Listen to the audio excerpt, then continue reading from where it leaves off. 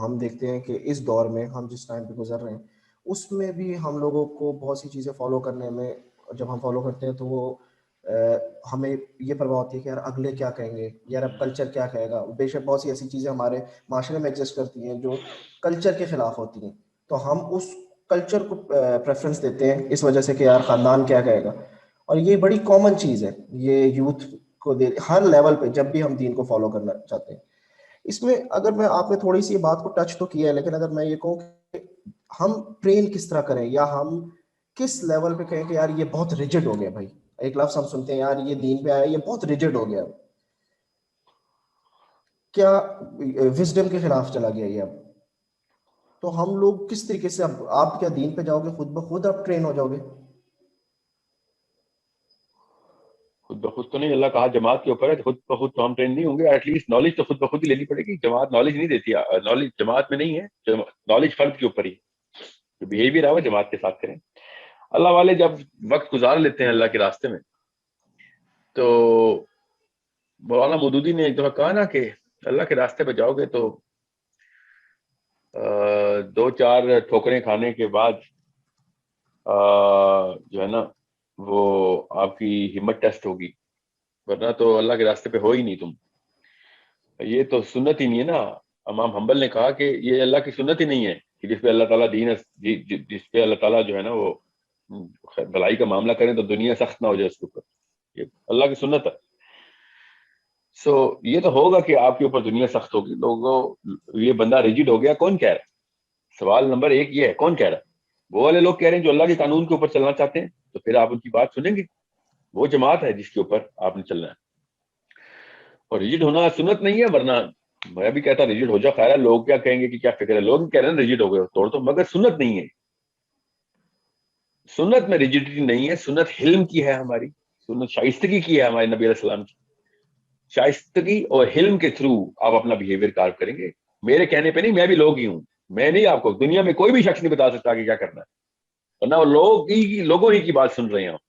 Rigid ہو گئے، کون کہہ رہا ہے؟ لوگ کہہ رہے ہیں. کیا ریجڈ ہونا نبی علیہ السلام کو پسند تھا؟ نہیں. تو اس لیے میں نہیں مان رہا، ورنہ کسی کی کیا اوقات جو مجھے بتائے کہ ریجڈ ہو گیا ہوں کہ نہیں. نبی علیہ السلام نے کہہ دیا کہ حلیم ہو تو بس حلیم ہونا. شائستگی سے بات کرو، تہذیب سے بات کرو اور حسن سلوک رکھو، تو ہم نے رکھنا ہے. لوگوں کو پسند آتا ہے تو ٹھیک ہے، آ جائے، ان کا معاملہ ہے. نہیں پسند آتا ہے تو نہ آئے، ان کا معاملہ ہے. میرا معاملہ میرے نبی سے، بس یہ آپ نے سوچنا ہے. اس لیے میں اس مولوی کی اور حجابن کی رجڈیٹی کے خلاف ہوں، میں ورنہ نہیں خلاف. مجھے پتا ہے وہ بےچارے جو ہے نا کس الٹی گگا میں بھاؤ تو تھپیڑے منہ پہ ہی لگتے ہیں. آپ مسکرا کے نہیں، چوٹیں بھی کھا رہے ہیں اور آپ کہہ رہے ہیں مسکراؤ بھی. تھوڑا سا وقت لگتا ہے اور آ جاتی ہے وہ مسکراہٹ چہرے پہ، کیونکہ جب اللہ تعالیٰ کی مدد نظر آتی ہے نا آپ کو، تو مشکلات کا ویٹ کرتا ہے مومن. خدا کی قسم ویٹ کرتا ہے مومن کہ میرے مشکل آئے، کیونکہ اس وقت اللہ کی مدد اور وہ ہے نا معرفت نظر آتی ہے. آسانیوں میں نہیں مسکراتے مومنین. علی بن ابی طالب نے کہا نا کہ غزوہ احزاب میں ایک منافق نے آ کے پوچھا، بڑی مسکراہٹ ہے تیرے چہرے پہ، دنیا میں سب سے بڑی مصیبت ہمارے اوپر ہے تو اور تو مسکرا رہا ہے. تو علی بن ابی طالب نے کہا کہ مجھے آج اپنا یقین ہوا کہ میں اللہ تعالیٰ مجھے بھی صحیح راستے پہ رکھے ہوئے ہے، کیونکہ ابھی تک میرا وہ جو ہے نا اسٹیمنا ٹیسٹ ہی نہیں ہوا تھا. مجھے تو ہر چیز آسان لگ رہی تھی، آج جا کے مشکل آئی ہے تو الحمدللہ مجھے لگا کہ ہاں اللہ تعالیٰ میں اللہ کے قریب ہو رہا ہوں. So it's a very simple equation. کام مشکل ہے مگر ایکسپلینیشن بڑی سمپل ہے کہ اگر اللہ کے راستے میں چلیں اور پتھر نہیں لگ رہے تو آپ پھر اللہ کے راستے پہ نہیں چل رہے، وہ بھی آج کل کے زمانے میں.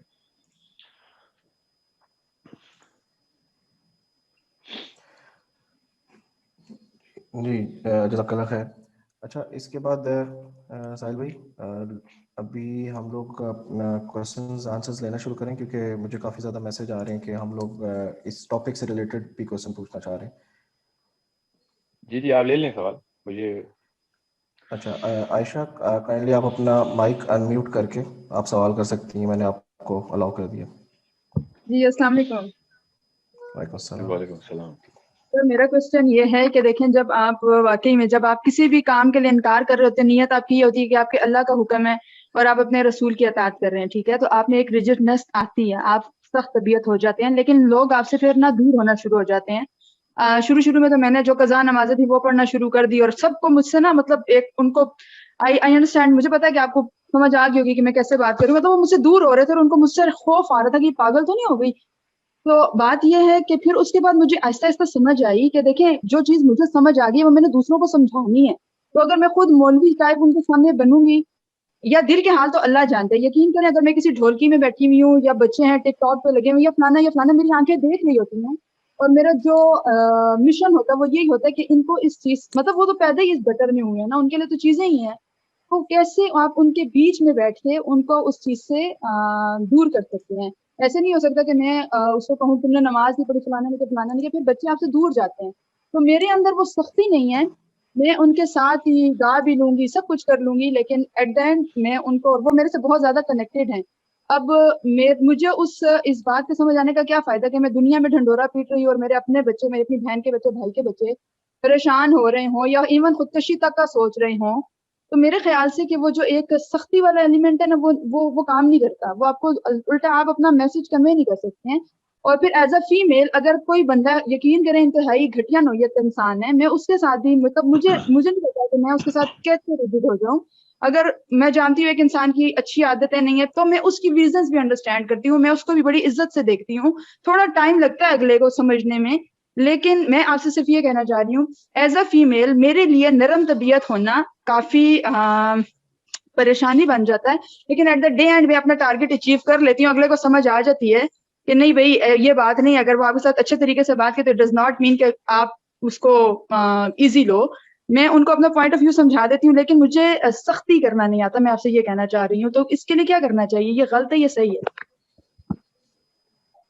جو چیز اللہ کے نبی علیہ السلام کی سنت میں نہیں ہے وہ غلط ہے. بس جو چیز سنت میں ہے وہ صحیح ہے. اور اب دیکھ لیں نبی علیہ السلام کا مزاج کیسا تھا, بس یہ آسان سا جواب ہے. یہ سختی اور ایجیڈیٹی جو ہے نا, میں نے آپ سے کہا میں سمجھ سکتا ہوں کہ سخت کیوں ہو رہے ہیں, مگر الاؤ نہیں ہے اسلام میں. آپ نے بات پاکیزگی سے کرنی ہے, شائستگی سے کرنی ہے, اور بہت اطمینان اور تحمل کے ساتھ کرنی ہے. من صبر ظفر, صبر کرنا ہے. کسی کی بیڈ انٹینشنز ہیں, میں اس کو گالی گلوچ بھی کر سکتی ہوں اور میں اس کو طریقے سے بھی سمجھا سکتی ہوں. اگلے کو تمیز کی بات سمجھ آئے نہ آئے وہ اس کا مسئلہ ہے, وہ میرا مسئلہ تو نہیں ہے. مجھے کیا ضرورت ہے کہ میں اپنے آپ کو برا بناؤں؟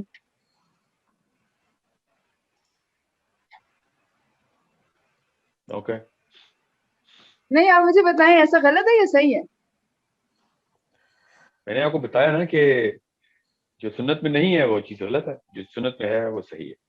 تو سنت میں کیا ہے؟ سنت میں شائستگی ہے اور بردباری ہے کہ آپ بس صبر کریں گے. آپ کیا سمجھیے وتواصوا بالحق کے ساتھ وتواصوا بالصبر کی آیت کیوں آئی تھی؟ اللہ کو پتا ہاں تھا کہ جب حق کی بات کرو گے تو آگے سے ایک دم ریئیکشن آ جائے گا, تو آپ نے صبر کرنا ہے. آپ نے ہر بات پہ تلوار نہیں اٹھانی. ٹھیک اپنے ہے, گھر والوں کو اطمینان سے بات کریں, صبر سے بات ہوگی ساری. ٹھیک ہے, thank you.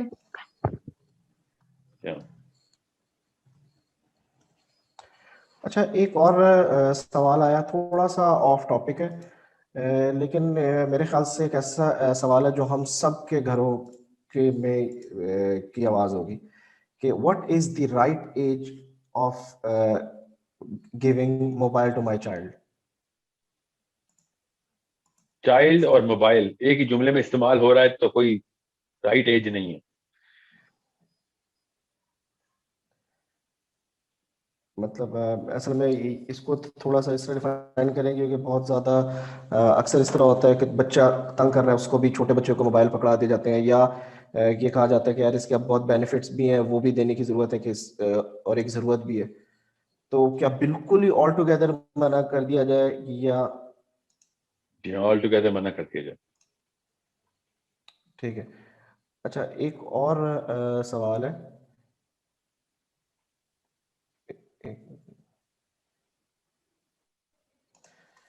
make our majority of our youth are suffering from insomnia, sleeplessness, anxiety and depression. Can you tell me the importance of sleeping patterns? Yeah, well, that's a wrong assumption. Most of the people are not suffering from insomnia. If anything, our youth is suffering from obesity and lethargy. ہر وقت سوئے رہتے ہیں. Sleeping pattern یہ ہے کہ آپ کا جو برین کا جو میکنزم ہے وہ سلیپ کے لیے ڈیزائن کیا گیا ہے. خاص کیمیکل خود ہی ٹریگر ہوتا ہے بغیر کسی بھی, اور کہتے ہیں نا انڈیپینڈنٹلی ٹریگر ہوتا ہے. which is not a process that it goes through. उसको melatonin कहते हैं. That actually triggers when there is enough fatigue in the muscles, when there is enough or lack of energy in the system, तो melatonin trigger हो जाता है. Melatonin जो है वो sleep का chemical है, और रात के वक्त सोना बहुत जरूरी है. रात के वक्त melatonin जब trigger होता है तो हमारे जो जिस्म का जो स्किन है ना हमारी, और ब्रेन के अंदर जो सेंसर्स लगे हुए हैं, वो बता देते हैं कि भाई दिन है या रात है. तो अंधेरे में सोना जरूरी है. जैसे ही हमारे सेंसर्स को पता होता है कि अंधेरा है और सो रहा है, और तो मेलाटोनिन अपनी फुल पीक पे आता है. जब वो पीक पे आता है तो जितना भी जिस्म का कोर्टिसोल है वो निकल के अपनी किडनी से निकल के दिल में जमा हो जाता है. ये मैकेनिज्म सिर्फ रात को ही होता है. और जब वो दिल में जमा होता है कोर्टिसोल, तो दिल को साफ करता है, पूरी क्लेंजिंग होती है दिल की, सब शरियानें क्लियर होती हैं, फिर वो विड्रॉ हो जाता है. तकरीबन 2-2.5 घंटे में वो विड्रॉ होता है. तो ये 4-5 घंटे का प्रोसेस है. बस इतनी स्लीप जरूरी है, 4 या 5 घंटे की. इससे ज्यादा कोई स्लीप जो है ना, जो भी आपको बता रहा है गलत बता रहा है. अगर इतनी जरूरी स्लीप होती और इंसान की खैर इसमें होती तो अल्लाह के नबी ने करके दे दी होती. जो चीज अल्लाह ने बताई है कि उठे रातों का क़याम करो, तहज्जुद पढ़ो, बस उतनी स्लीप बहुत है. जिसने मशीन बनाई है ना अल्लाह सुब्हान तआला ने, उसको पता है मशीन की बेहतरीन परफॉर्मेंस कैसे निकालनी. फजर के बाद कोशिश, अगर आपके पैटर्न ठीक है, जोहर के बाद आप सोते हैं 1-आधा घंटा, तो फिर आपको फजर के बाद भी सोने की कोई जरूरत नहीं, ना ही नींद आएगी आपको. ठीक है, जज़ाकल्लाह खैर. अच्छा, हम नेक्स्ट क्वेश्चन लेते हैं. अब्दुल वहाब, प्लीज़ आप अपना माइक अनम्यूट करके सवाल कर लें. मैंने आपको अलाउ कर दिया. अस्सलाम वालेकुम साहिल भाई. वालेकुम अस्सलाम. जी, मेरा सवाल ये है कि तफ़हीमुल कुरान में सूरह आराफ की जो 140 जो आयत है, क़ाल अग़ैरुल्लाहि अबग़ीकुम इलाहन व हुव फ़ज़्ज़लकुम अलल आलमीन, उसका तर्जुमा है, इसने कहा, क्या अल्लाह के रसूल तलाश करूं तुम्हारे लिए, क्या अल्लाह के सिवा तलाश करूं तुम्हारे लिए कोई माबूद, हालांकि उसने फजीलत दी तुम्हें सारे जहान पर. तो इससे तो ये ऐसे ज़ाहिर होता है कि अल्लाह ताला ने इंसानों को सारी जो मखलूक़ात हैं उन पर फजीलत दी है. तो इस पर आप रोशनी डाल दें. अल्लाह ताला ने सूरह बनी इसराइल में बता दिया है कि अल्लाह ताला ने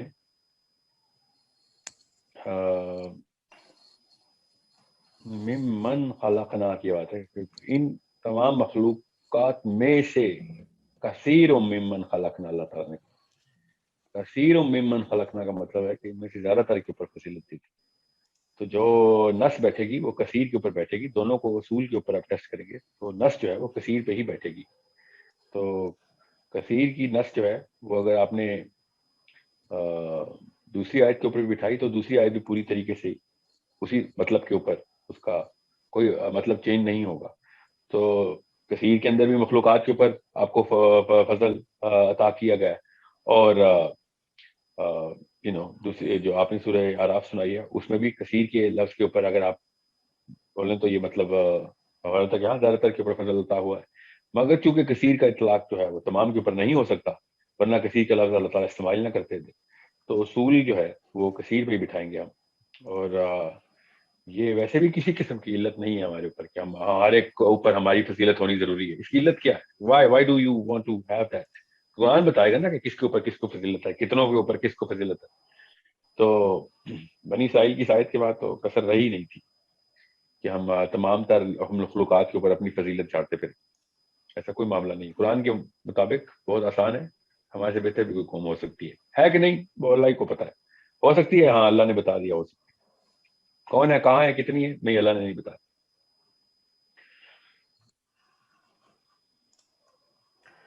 ठीक है, जज़ाकल्लाह खैर.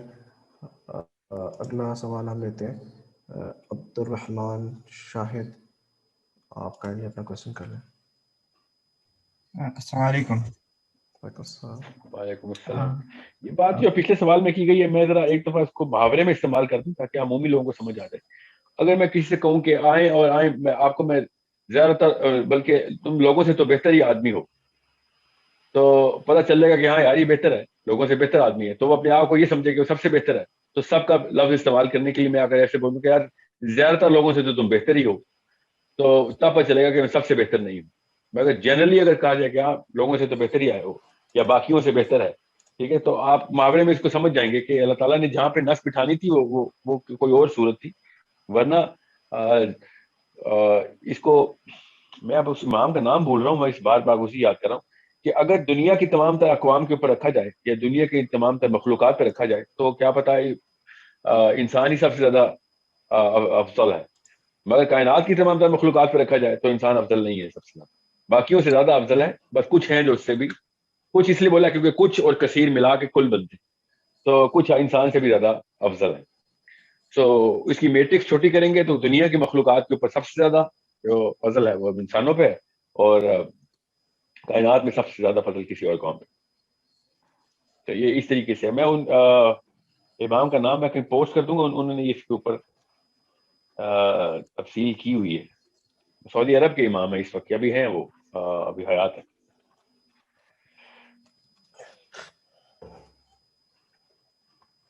جی سر, سوری آپ پوچھیے سوال پر. جی عبد الرحمان شاید میں انمیوٹ کر لیں. جی السلام علیکم. سہیل بھائی, میرا آپ سے سوال ہے کہ آج کل لوگ فلسفے کا استعمال کر رہے ہیں ایک سائنس کو ریفیوٹ کرنے کے لیے, لیکن ہمیں پتہ چلتا ہے کہ ہماری ارلیئر جنریشن میں جب فلسفے کا استعمال کیا ہم نے ریلیجن میں تو بہت زیادہ فساد ہوا. تو اب واپس فلسفے کا استعمال کرنا سائنس کو ریفیوٹ کرنے کے لیے, مجھے آپ بتائیں یہ کیسا ہے؟ ہم نے جو لفظ استعمال کیا نا فلسفہ, اس کو ایک سبجیکٹو اور ایک آبجیکٹو میننگ میں دونوں الگ الگ طریقے سے لوگ لیتے ہیں. آبجیکٹو میننگ میں لیں گے تو کوئی مسئلہ نہیں ہے, سبجیکٹو میننگ میں لیں گے تو پھر تو فلسفہ کسی بھی کام کا نہیں, بس گپ شپ کا ایک مواد ہی ہے جو کہ کسی منطقی انجام تک نہیں پہنچے گا. بہرحال جب اللہ تعالیٰ نے کہا کہ ذالک الکتاب لا ریب فیہ, تو یہ اسی اسکیپٹسزم کی توڑ تھی, کیونکہ اسکیپٹسزم جو ہے نا that is the plate form on which philosophy stand. فلسفہ بیٹھتا ہی ابہام کے اوپر ہے, ابہام کو کلیئر کرنے کا نام ہی فلسفہ. تو اللہ تعالیٰ قرآن پاک میں خود بتا رہے ہیں کہ تمہارے جتنے بھی ابہام ہیں, جتنے بھی فلسفی ہیں, لے آؤ, تمہیں پتہ چلے گا کہ فلسفہ اصل میں دیکھنا کیسے. بہت آسانی سے قرآن پاک سے یہ بات جو ہے نا وہ بیان ہو جاتی ہے فلسفیوں کے لیے. باقی لوگوں کو جن کا ابہام ہے ہی نہیں, نہ ان کو ضرورت ہے ابہاموں میں جانے کی, تو ان کے لیے فلسفے کی ضرورت نہیں ہے. اور ایک اور میرا people are jumping into philosophy, then you can counter them with the philosophy of the Quran. G That's not a problem. میرا ایک اور سوال تھا. ایک جیسے ارلیئر آپ نے دے رہے تھے گفتگو کے شائستگی کے اوپر. اب ہم یوزلی ہوتا ہے کہ اگر کسی کا اوپینین بہت کانٹرڈکٹری ہو اسلام کے, اس کا کوئی مشرک ہو یا کچھ ہو, تو ہم کامنلی اس کو کہتے ہیں کہ ہاں I respect your view, I don't agree with it, I respect your view. لیکن کیا ہم آئی ریسپیکٹ یور ویو کہہ سکتے ہیں کہ میں اس ویو کی ریسپیکٹ کرتا ہوں جو آپ کے پاس ہے؟ No, that's not what it means. It's a phrase. It's a phrase. I respect your view means I understand how people can actually come up to this sort of an opinion, or whatever you're doing, how people would behave the way they're behaving. I respect it. That means it's a certain process that people fall prey to. And that's not a condescending remark. And that's why, just to get that that derogative flavor out of it, they just say, I just respect it. Don't worry. I don't look down upon it. I respect that opinion. So it's not a fact, oh, you know what, I respect it and I bow down to it in my intellectual,